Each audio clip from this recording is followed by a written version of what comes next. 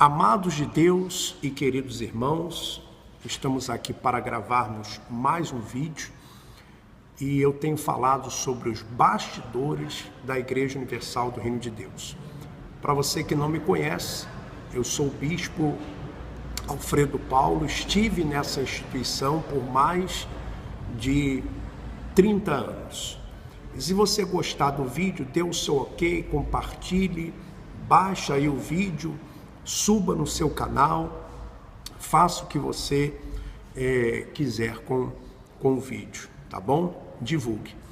Bom, no vídeo de hoje, eu quero ler um relato que eu recebi ainda falando a respeito de Angola, dos dólares de Angola e de um fato ocorrido.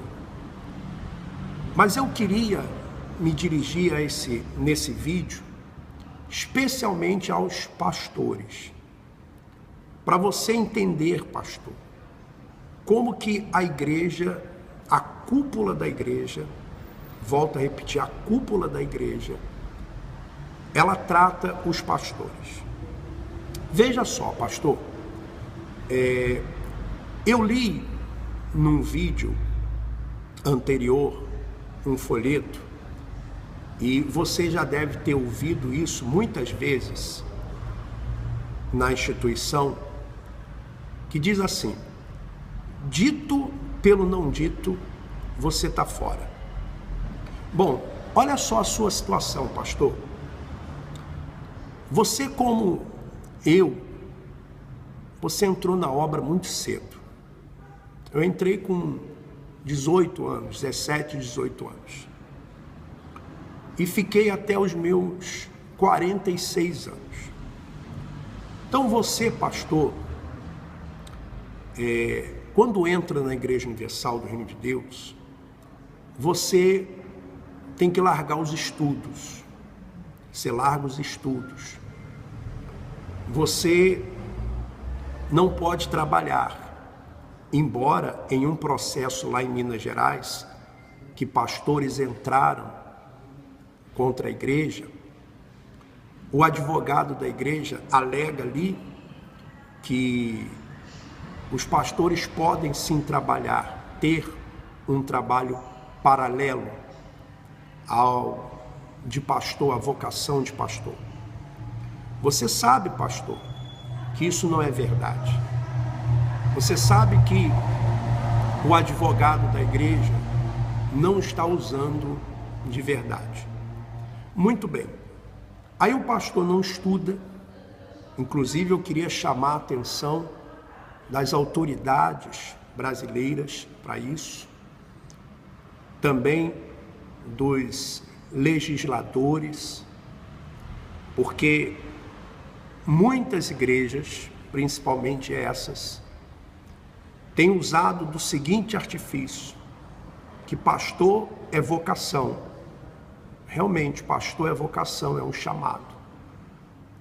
Mas principalmente a Igreja Universal do Reino de Deus não permite que os pastores estudem, não permitem que os pastores trabalhem, e o pastor fica lá 30, 20 anos, às vezes até mais.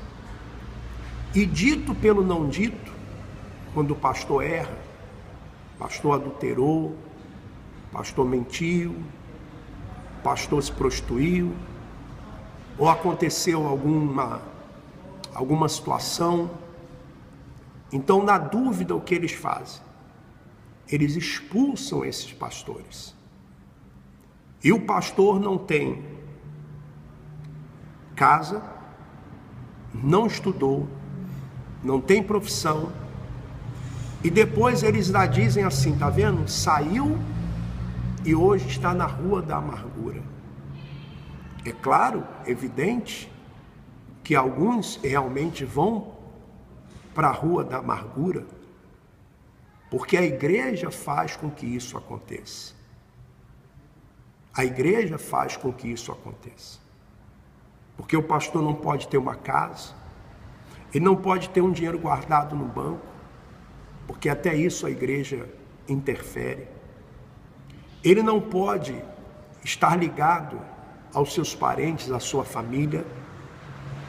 Então, pastor, você que está acompanhando os vídeos, quando você depõe contra a gente por causa desses vídeos, me desculpe, pastor, você está depondo contra você mesmo.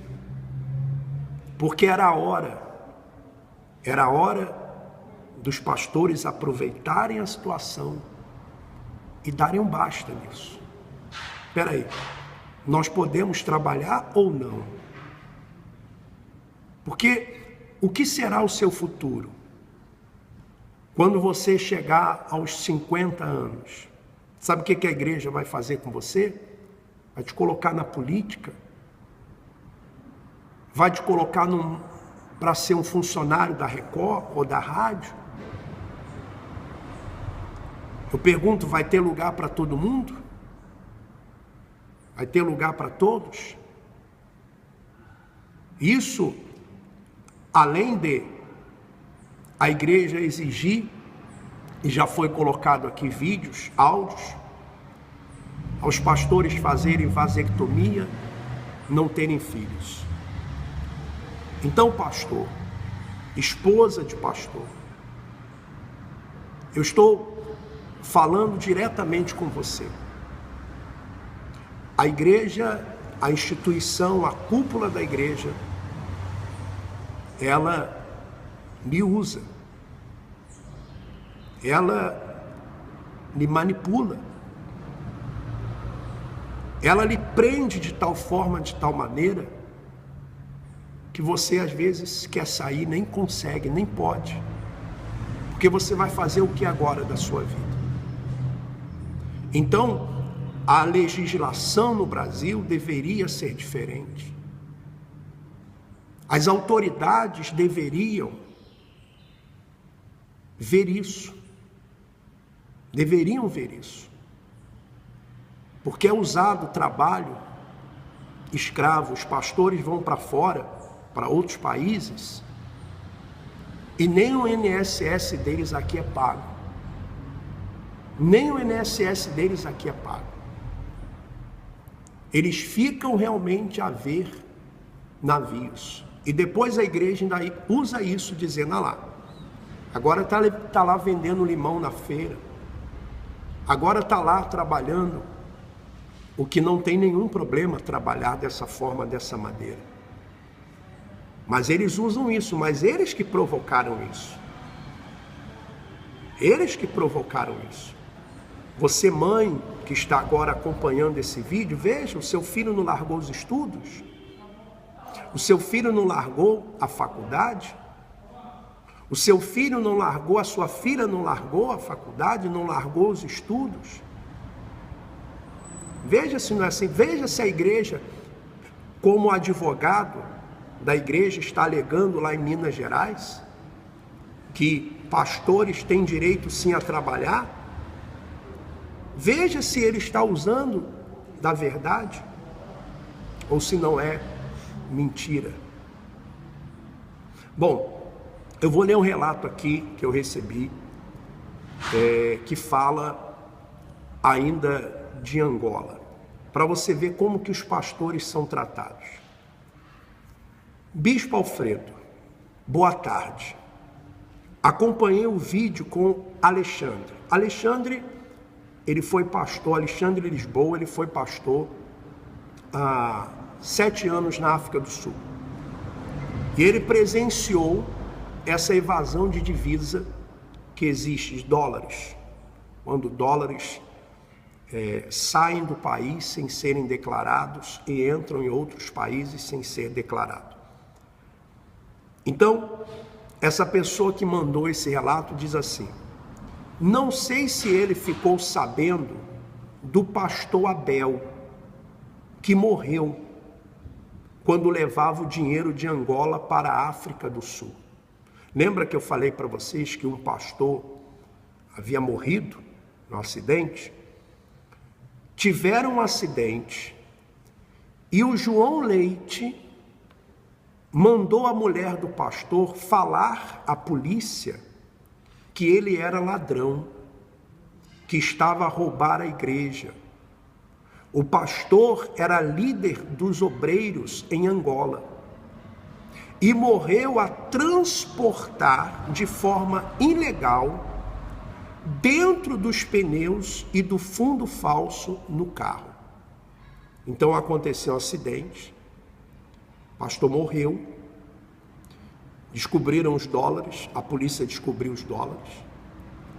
E o que a direção da igreja mandou fazer, o que a cúpula da igreja mandou fazer?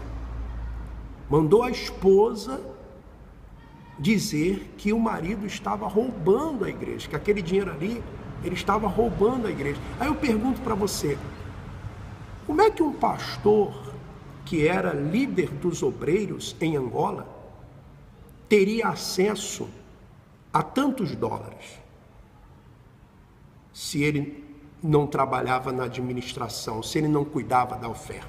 Alguém entregou esses dólares para ele? Então veja a incoerência.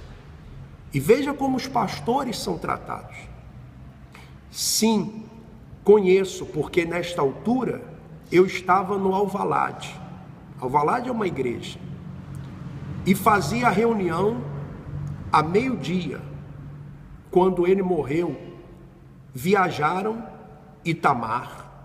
o Itamar, o fiel de João Leite, e o Ailton, quando aconteceu o acidente. O bispo nos falou que não podíamos falar aos obreiros, nem o povo. A viúva viajou de emergência para a África do Sul e lá foi orientada a falar que o pastor Abel, esposo, roubara o dinheiro e estava a fugir de Angola. Isso para livrar a igreja. O homem foi enterrado como ladrão e os obreiros ficaram a saber que ele morreu semanas depois. Quer dizer, os obreiros ficaram sabendo semanas depois. Foi ali que eu vi que a igreja não era séria como diz ser. Passei a ver com outro olhar. Mais tarde, quando morre a mãe do João Leite, vi ele fazer um ritual no altar do Alvalade, que tirou as minhas dúvidas. Ele encheu um vaso de azeite, mergulhou a foto da mãe dele e disse que os pastores iriam pagar pela morte de sua mãe, porque vocês mataram minha mãe.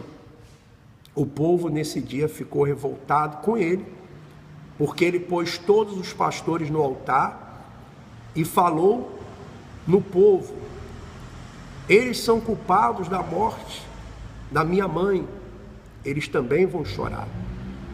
De lá para frente ele dizia: tem que morrer pastor ou esposa e filho de pastor. E das vezes a que morreram pastores, mandava jogar bola, fazia churrasco e ninguém podia chorar. É triste isso. Não é de uma igreja séria. Ou Deus. Jesus chorou os seus mortos. Verdade, Jesus chorou quando Lázaro morreu. Então isso aqui é um relato que eu recebi. Uma pessoa que trabalhou lá. Então, pastor, veja como vocês são tratados. Veja como vocês são tratados. Como nós fomos tratados. E eu volto a repetir. Quando eu fui para Moçambique, e os pastores sabem que eu estive lá em Moçambique, trabalhando na Record, e não quis ficar. Veja que muitos pastores chegavam para mim e diziam: bispo, se fizeram isso com o senhor, imagine com a gente. Então, pastor, você deveria aproveitar essa oportunidade para mudar essa situação. Você deveria aproveitar essa oportunidade e dizer assim: não, nós não vamos ficar nessa situação, porque a cúpula da igreja está lá. Está lá. E quem sabe, né, Deus esteja usando toda essa situação para abrir os seus olhos. Quem sabe? Deus tenha permitido que tudo isso acontecesse para abrir os seus olhos, para que você tome uma posição.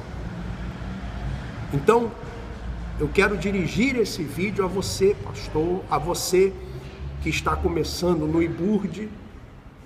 Saiba que esse será a sua carreira incerta, insegura, sem nenhuma estabilidade.